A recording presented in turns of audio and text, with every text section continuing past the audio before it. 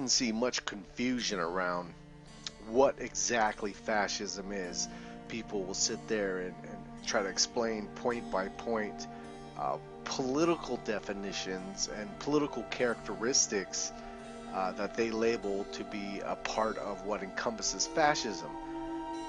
Usually these people are quite often mistaken and wrong. I mean, the true and at the root of fascism is the principle of united we are stronger. And then from there, you can apply whatever political, moral, cultural, religious, definitions and items and processes and methods you want. But it all stems from one commonality in united we are stronger. This is the founding philosophy behind the fascist ideal. I mean, just to look at the etymology of the word itself, fascism coming from the fasci being the sticks bundled together to make them stronger. I mean, it's the most primitive of our understanding. Many people try to attribute the birth of fascism, quote unquote, to the early 1900s and Mussolini in Italy. And I think it's much older than that, personally, but like I said, you see it in the etymology of the word. It is our most basic and primal knowledge. United, we are stronger. You take one stick, and you take that one stick and you hit someone over the head with it, the stick's gonna break. You take a whole bunch of sticks, tie them together real tight, bash someone over the head with that bundle of sticks you just tied together, that fasci, and the head's gonna break. United, we are stronger. That is the founding principle of fascism. That's what all fascism stems from. All political philosophies, ideologies, and processes that come into reality from those philosophies are all rooted in united, we are stronger. From there, you see different fascist organizations and communities differing in many ways. Everywhere from Germany to Italy, to the Integralists of Brazil, to the Iron Guard of Romania, and even in Spain, you see a differing of inner politics and what is encompassed as what is moral, what is so on and so forth. But the root stays the same. United, we are stronger. That is the monolith of fascism right there. And everything that the fascist thought turns into action or turns into reality stems from united we are stronger. So you have people that approach fascism from a soulless perspective. To them, it is just items you can check off a list of what makes fascism. Giovanni Gentile expressed the soul of fascism, the metaphysical element of fascism, something that is neglected by people who wish to define what fascism is, or label it, categorize it, package it up real nice in that Tupperware, and put it away in the cabinet of labels, of simplifications of labels that is so prevalent today. Giovanni goes on. We'll start with some excerpts from Giovanni speaking about the shapelessness of fascism.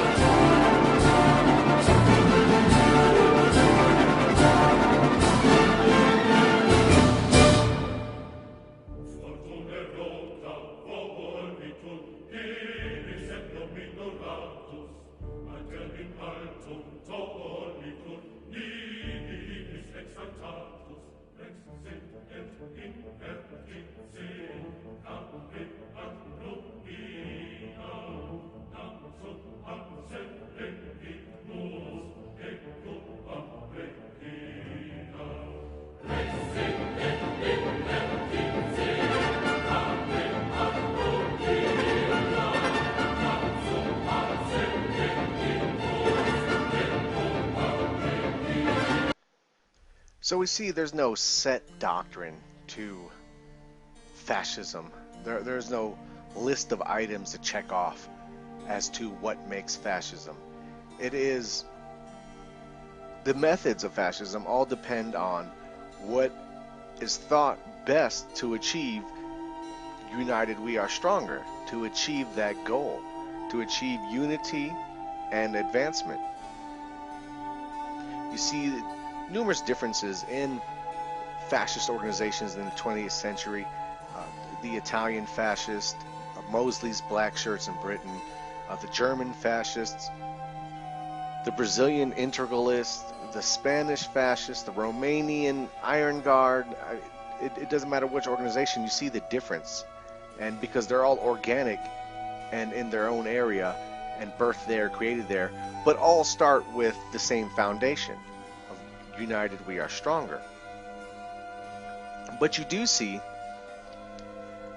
some commonalities amongst them, some I would like to call pillars of fascism. It's not, and these commonalities, they don't come because they don't come from any set doctrine on what makes a fascist, but these methods or these philosophies or these actions have shown to be more applicable in the quest of the goal of uniting the people and progressing the people. Nationalism as being one of them, a hierarchy of power, that the tip of the pyramid, one leader, final decisions, the final say-so down to one man, a one-archy, if you will. You see this as a commonality. And you see government having the last say in the industry. Rest assured, no fascist leader is told to hurry up his speech by some business executive. Governors have a line item veto. And I have to speed it up. And that highlights one of the major failings of democracy. The social revolutions of America, France, Russia, wherever else, were thought to be revolting against aristocracy itself. Was not that at all. They just replaced the aristocracy. Underneath rule of the monarchy, there was, nobility was essentially your aristocracy. And underneath democracy, merchants become your aristocracy, which is far worse in my opinion. So, there is still aristocracy there, it's replaced now. People who've made their millions and billions off swindling for the large part now become your people to say so. And this is one of the failings of democracy that is often pointed out by critics of democracy, and it also leads into the view of the state and the difference in the view of the state between the socialist, the liberal democracy, and the fascist. Well, as we read Giovanni pontificate on the subject,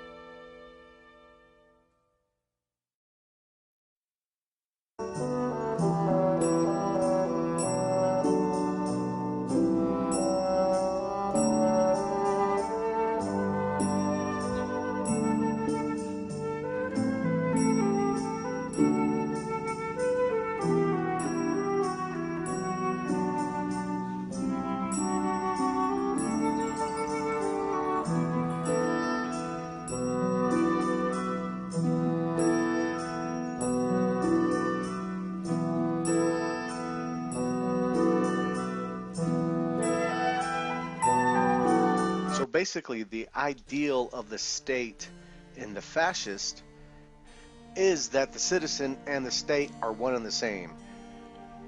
We are the state and the state is us. It's a living ideal, an organic entity. The state, what it becomes and where it goes, is all dictated by where the people, what do the people become, and where do the people go. The character of the mass create the reality of the state, as opposed to classic nationalism where the state or the nation is something that is before, during, and after the citizen, or in liberal democracy where they view the state as a hindrance and a restrictor or a necessary evil. And for the socialist, the state is the great equalizer. So we see quite a difference even amongst the collectivist ideologies and even amongst classic nationalism and fascism in concepts of the state.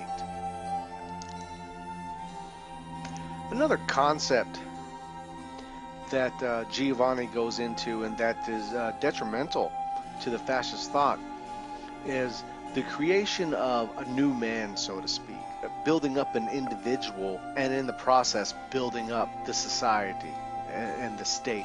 The modern fascist thought was conscious of the idea that humans have essentially a plastic mind. I mean, it can be molded by surrounding forces. I do believe it to be a case of nature and nurture, but nurture does indeed have an impact. And I know every person would like to think themselves above being molded by their environment, but unfortunately none of us are.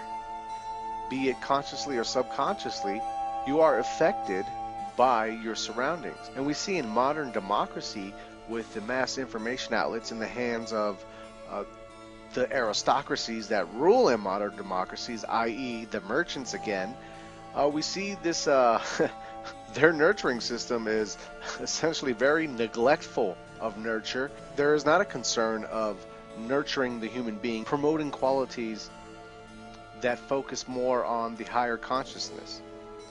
Instead, the lion's share of the focus goes towards our lower selves, our primal selves, our sex drive, our gluttony, our materialistic urges. And these are what are promoted underneath a social democracy. And feeding these primal urges, satisfying them, and keeping them satisfied and comfortable leads to docileness. And I think this is very well understood by the people that promote these things. As long as my belly stays full and my balls remain empty, hey, you get no problems from me, massa.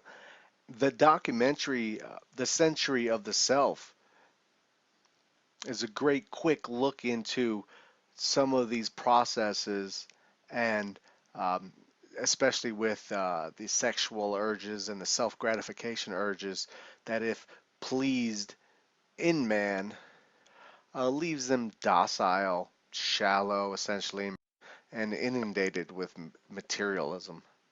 This series is about how those in power have used Freud's theories to try and control the dangerous crowd in an age of mass democracy. At the heart of the story is not just Sigmund Freud, but other members of the Freud family.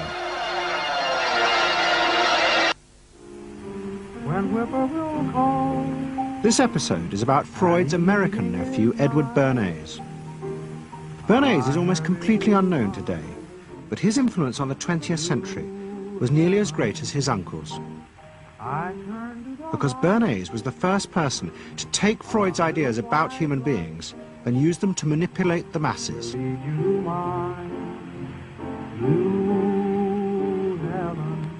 He showed American corporations for the first time how they could make people want things they didn't need by linking mass-produced goods to their unconscious desires. Out of this would come a new political idea of how to control the masses. By satisfying people's inner selfish desires, one made them happy and thus docile. It was the start of the all-consuming self, which has come to dominate our world today. The fascists of the 20th century were well aware of the importance of mass information and the responsibility that came with it. We see here in this next collection of Gentile quotes, the fascist ideal in being a guiding force in the process of creating people with higher ideals, and the forwardness of bringing about these ideals through action.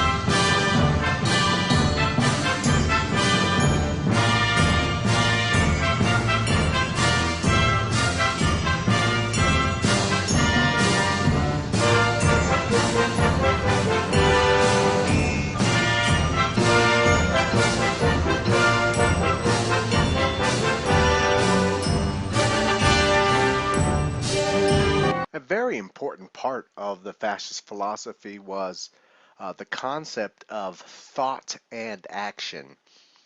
Not just sitting around and contemplating and theorizing about why things couldn't work, but instead coming up with a plan or a goal and then achieving that goal, putting force to the thought, taking the metaphysical of the idea and transforming it into the physical of the action and eventually the reality of the idea. Be they grand goals or shovel-ready jobs, whatever the thought was, it was immediately followed by action. In this last quote from Giovanni Gentile we'll look at, he dives into the anti-intellectual approach of the Fascist Party, and he clarifies exactly what is meant by the anti-intellectual movement.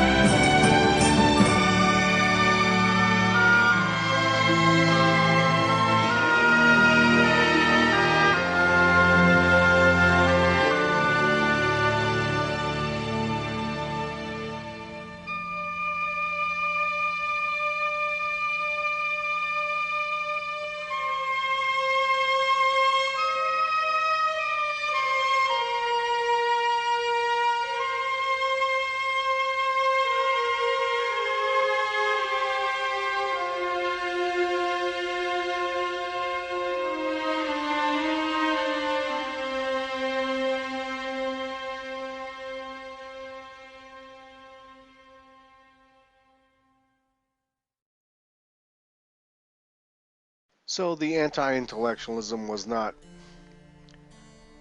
against intellectuals for the sake of being against intellectuals, but more so against the utopic types. Like you see a revival in that, and the New Age hippies today, who just have these utopic visions of society that have no base in reality, or the overtly pessimist that'll find ways, that will pontificate on ways why something cannot be achieved, or the overtly optimist who, like the pessimist, will pontificate on ways why there is no need for immediate action, such as, oh, things will get better, or or typically you hear, oh, when shit hits the fan, or whatever excuse that helps justify the inactivity.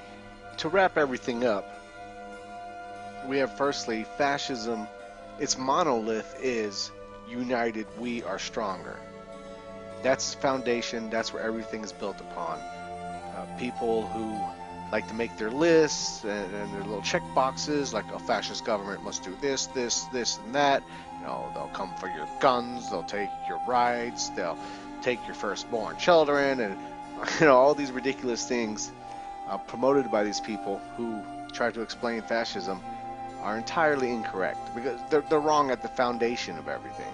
So united we are stronger. And then you have some of the pillars of fascism, which you see being repeated, and different fascist organizations from different countries who grew at different times, such as nationalism, but nationalism in a fascist sense, where the state is the people and the people are the state.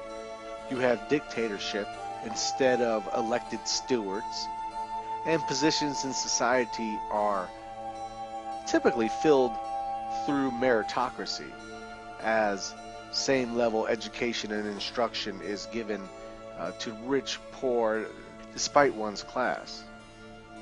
And also, another commonality is the government oversight over mass media and mass industry.